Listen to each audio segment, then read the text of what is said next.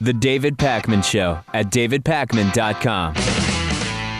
A Georgia man with absolutely no history as a criminal has robbed a bank for the sum of $1 because he is desperate for health care and he wants to go to jail in order to receive the treatment that he so desperately needs, Lewis. This is an incredible story. We've clearly reached a new low in terms of confirming just that the fact that we have a for-profit healthcare system is not working.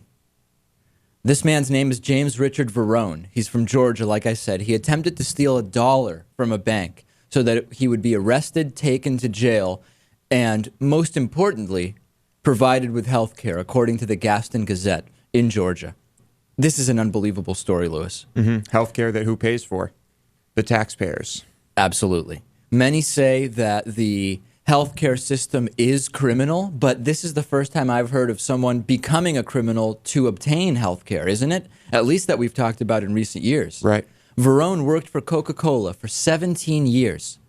He lost that job 3 years ago, Lewis. He's now 59.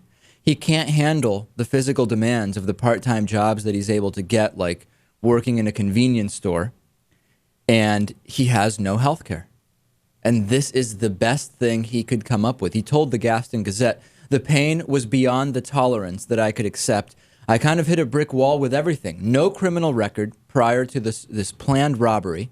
He walked into a bank, handed the teller a note demanding $1, and then just sat down and waited for the police to show up and arrest him.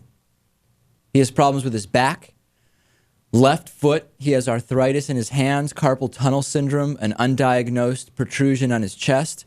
He's not hoping for much, Lewis. He just wants to be examined and treated and serve enough time that when he's released, he'll be able to collect Social Security benefits. Jail is being called, in this case, I guess, the gap filler in terms of health care.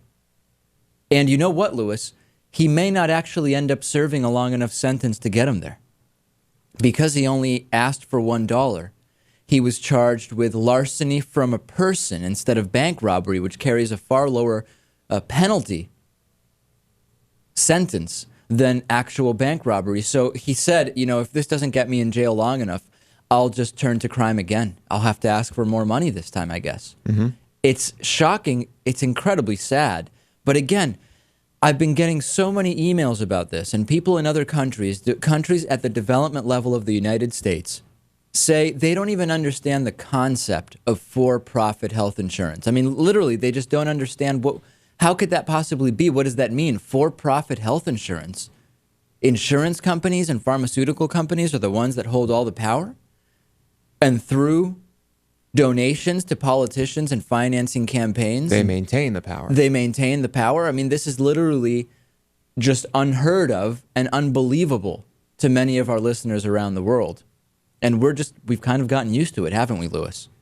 Unfortunately. Verone is going to represent himself. He is in a position that many others are probably hearing now and saying, I wonder if it makes sense for me. Because we hear of so many individuals who are middle-aged. They have lost their jobs. They are not really in a physical condition, nor are they really hireable for many jobs that are really just looking for younger people, but they're not old enough to receive Social Security benefits yet. What do you do? What do you do because you're at an age when you absolutely need health care? It's time, Lewis, for something to happen. And, I've been pessimistic about this for years. When we talked to Wendell Potter on the show a couple of times, author of Deadly Spin, I told him I'm not optimistic about the possibility of single-payer health care in this country. However, Vermont is actually going in that direction. They have passed a bill maybe as soon as 2014, probably not until 2017 will we see it enacted.